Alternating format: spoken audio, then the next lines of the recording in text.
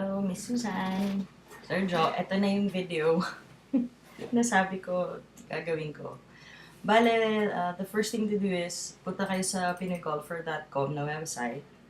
And then, to go to the admin, types /wp-admin/ and then enter. Pag enter nyo, hihingan kayo ng username and password. So, yung binigay ko sa inyong username and password, yun ang gagamitin nyo specifically for the admin section. So, hintayin lang natin siya. After nyo ma-type in yun, hindi ko na tinype ngayon kasi naka-automatic yung computer ko. But then, ang magiging itsura niya, supposed to be, is ganito. So, dito mo ilalagay yung username, login mo, and then your password. And then, always click remember me after nyo gawin if you're using your own computer. If not, huwag nyo i-check yung remember me. Maganda yung may remember me kasi kung sarili nyo yung computer. Kasi pag type mo kagad ng WP admin, pag open nyo nitong page na to, may password na kagad siyang nakaset. Tulad nitong nakikita nyo sa screen ko. Naka-automatic na siya. So, after nyo i-type yung details, mag-login lang kayo. And then, dediretso kayo sa dashboard. Ito. Ayan. This is your dashboard. So, ito yung pinaka-main, paano ko ba sasabihin? Main environment na makikita nyo. And main panel. So, primarily, gagawa kayo ng post. Again, punta kayo sa post. And then, all post. Or pwede rin add new. Depende kung anong mas comfortable kayo. And then, nandito yung mga list of posts ulit. Pwede nyo silang i-categorize. So, for example, by tournaments, filter mo lang siya. Makikita mo yung tournaments section or category. And then, ito yung pinaka-post. So, ginawa ko na yung Pinoy Golfer versus MTC na eyeball. So, nandito na siya.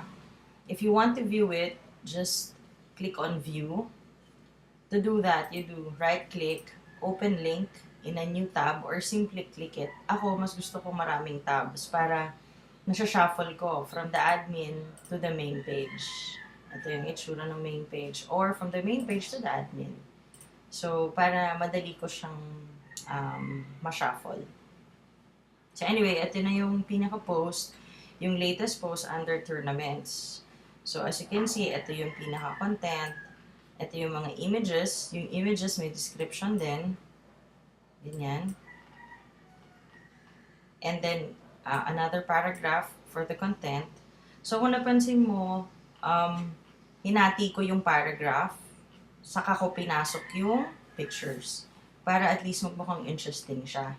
Hindi yung sa taas content, sa baba puro pictures. Mas maganda yung mayroong break, pero may continuity pa rin. Okay, so, yung see more photos here, lalagyan ko siya ng link para mapunta siya sa ibang pictures pa. Kasi ito, konti lang yung mga pictures na nandito, pinili ko lang. So, lalagyan ko siya ng link para pag clinic to ng user, pupunta ulit siya sa isang gallery. Doon makikita lahat ng pictures. Okay, so hindi mo kailangan ilagay lahat sa isang post. Siguro yung mga important lang muna. Okay, so balik tayo ng admin. I-edit ko lang muna para makita nyo, if ever.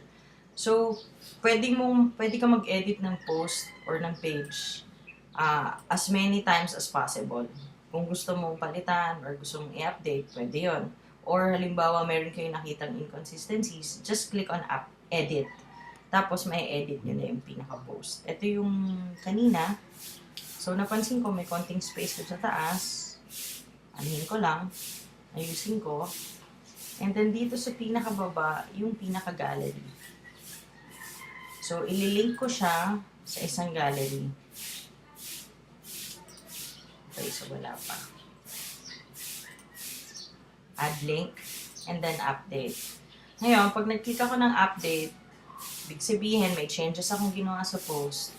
All I have to do is refresh again. para makita ko kung ano yung latest na change na ginawa ko dun sa admin side. Dapat mag-reflect yon dito sa front end. Okay, so ito na yung ito, nag-green na siya, meaning meron na siyang link.